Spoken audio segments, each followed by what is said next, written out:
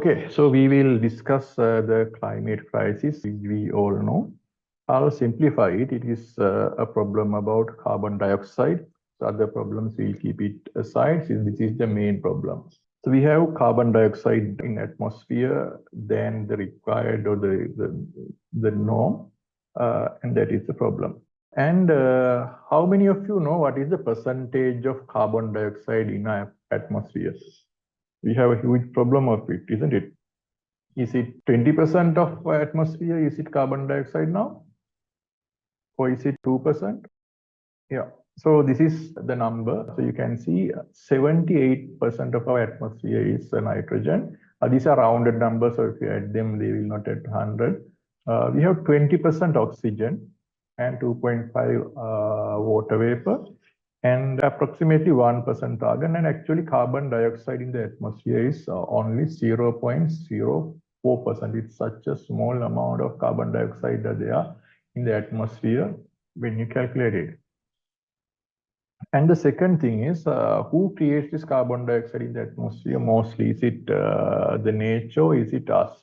So have we created about 80% of carbon dioxide in atmosphere and nature has created only 30%? Is it the ratio? Actually, it's what we have done is we are minute creatures in the scale of the Earth and the global scale.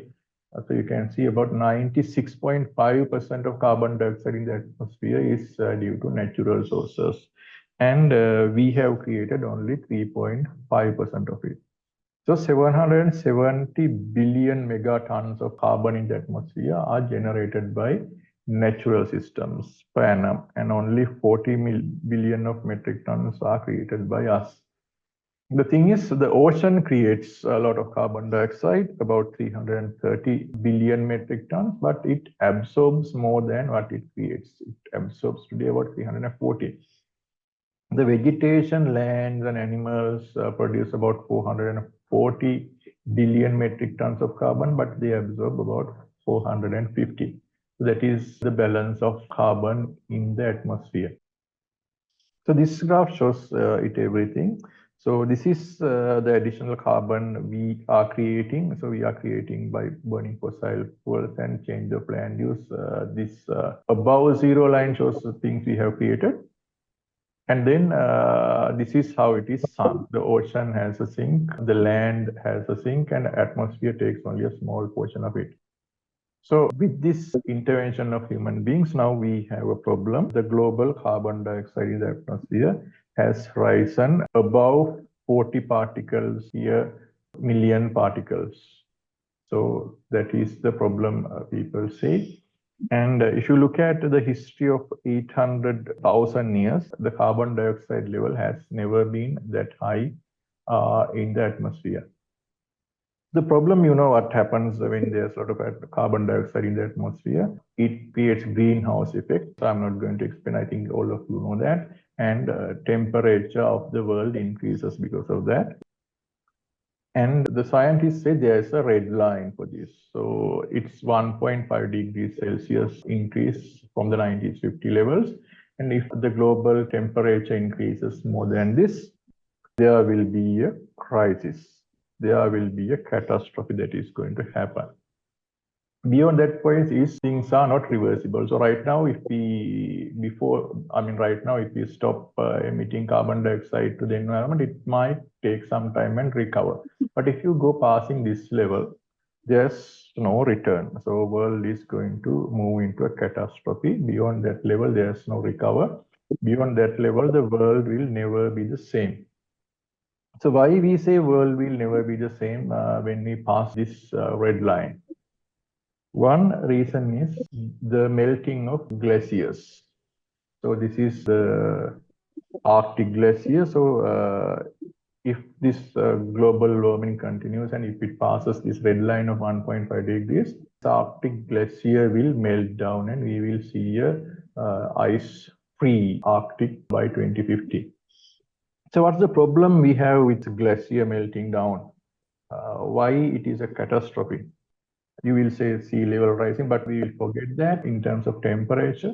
it has a huge effect because this white color of the earth reflects sunlight back to the space and then it keeps the earth cooling. So the color of the earth's surface is something very important to the temperature. For example, the model shows, so if you make half of the earth cool, if you cool down and make it into ice, what will happen next time? What will happen is it will keep on cooling forever because we have more ice and a lot of solar radiation will be reflected back. Earth will be cooler and it will increase more ice and we will face endless winter kind of a thing. So entire globe will be frozen if you do that. So you might ask me then the solution to the climate problem is if we can paint the earth, a considerable portion of it in white color, it will solve the problem we are talking about, the global warming.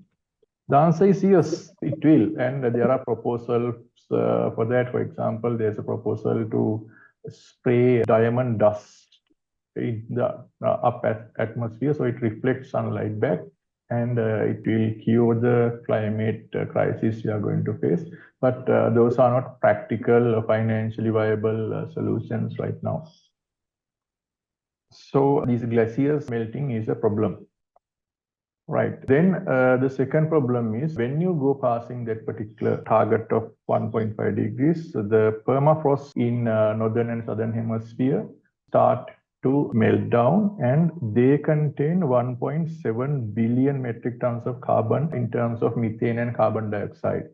So if you compare numbers, the annual amount of carbon dioxide we are emitting to the atmosphere, not we. The entire amount is about 770 billion. This is including the nature and us, everything.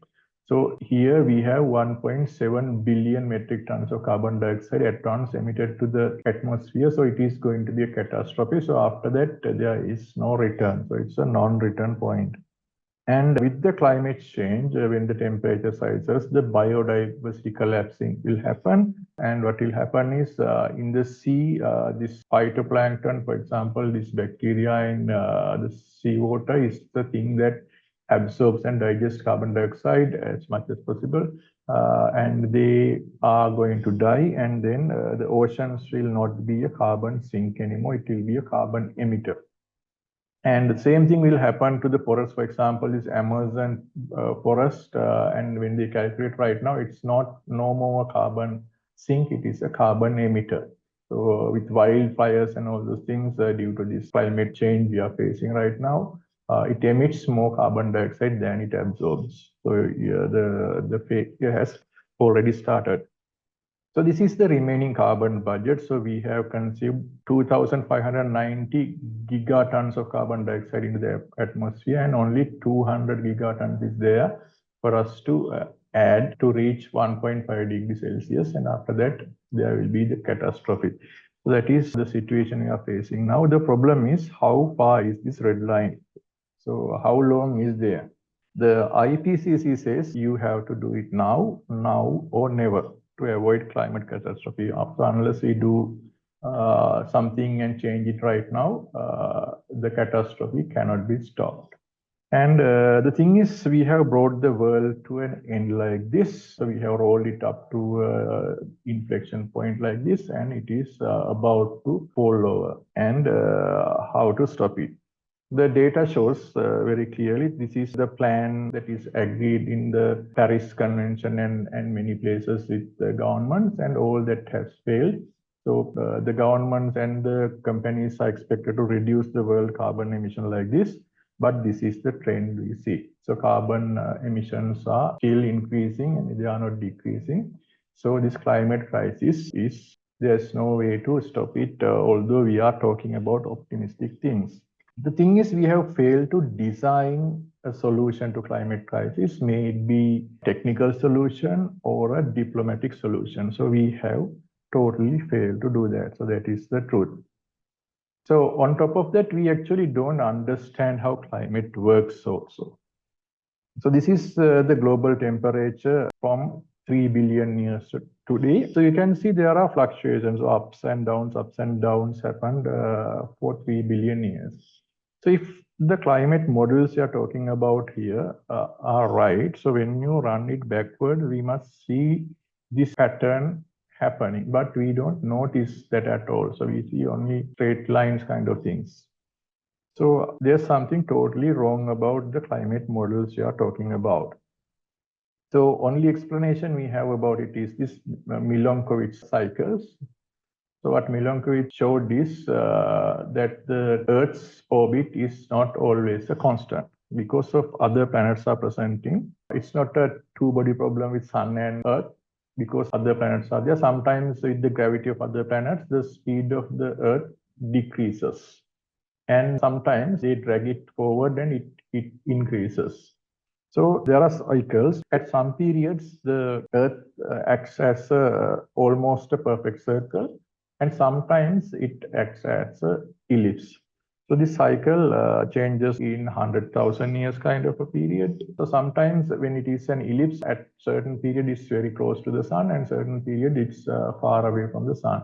So that changes the intensity of seasons on Earth. And he has shown this tilt of the Earth, this angle of the Earth, 23 degrees. It is not a constant. It is constantly changing from 22 degrees to 24 degrees time to time. The cycle takes about 41,000 years. So with that change, what happens is this difference between the amount of sunlight received from northern pole to southern pole, those things change. And also this axis is at a precession movement. So it is rotating like this around the central axis. So this precession movement takes 26,000 years cycles. So with the combination of these things, he has shown that the climate of Earth changes. But the thing is, that is the Milankovitch cycles. And it's not consensus. So we don't know whether it is the case and so forth. So according to him, that is the reason we have these ups and downs, and we haven't considered any of those things in our climate models you're talking about. But the Milankovitch cycles doesn't fully explain these temperature patterns we notice, so it's not taken as 100% correct now. And the temperature of the sun surface actually is not a constant. It changes time to time. So there's a 0.1% change happening in 10 years periods. So it's not, we don't know when it happens, when it doesn't happen. But the thing is, there's a noticed pattern that this El Nino and La Nina phenomena is related to the temperature changes in the sun. So there's a pattern recognized, but we don't know how it works and so forth. So we don't fully understand how climate works, and our climate models doesn't fully explain the situation. So even in the previous slides, I show the risk and so forth. You can see the risk they are saying is 50% chance is there. So 50% chance is there that this climate crisis will not happen. So we don't know, our models are not accurate. And also, we don't know whether the climate change is a good thing or a bad thing, although we think it's everything is so bad about it. So one thing that happens with this global warming is, now this is the existing way the wind patterns work. I'll explain the central Hadley cell only. So what happens here is, at the equator, this is the equator, the hot air rises. At the equator, hot air rises, and as the hot air rises, they cool down and they form clouds, and a lot of rain happens. So that's why at the equator we get a lot of rain. And this hot air that has risen up goes towards the poles, and at the midway they turn down like this and then come back. So this is a cycle. So in this particular area, what happens is, as this hot air comes down, so you can see all the rain it contains, clouds now has gone. So this is dry air coming from the sky. And you have here the desert atmospheres right here. So we see deserts in this particular region. So with this climate crisis and the global temperature rise, what will happen is, this cycle will be intensified and a lot of air will rise up, and the rain happening here will be increased, and then this Hadley cell will move towards pole further. So that will push this circle towards poles, and the deserts we are talking about are going to grow towards the poles. So is it a good thing or a bad thing? But what you can notice is, as this region goes toward the pole, because this is a sphere, the land area taken by these deserts are going to decrease little by little as it goes towards the poles. So this is, for example, the Sahara Desert some time back. And do you know this is what is happening to Sahara Desert now? Sahara Desert right now receives more than 500 times more rain than it was earlier. And it is now growing like this. And these are very recent photographs of the lakes formed in the Sahara Desert, and then the rivers and all those things are now once again activating after millions of years. So we don't know whether the climate change will be a good thing or bad thing. So our models doesn't perfectly show that. So the thing is, with the limits of current design technology, we have failed to deal with climate crisis.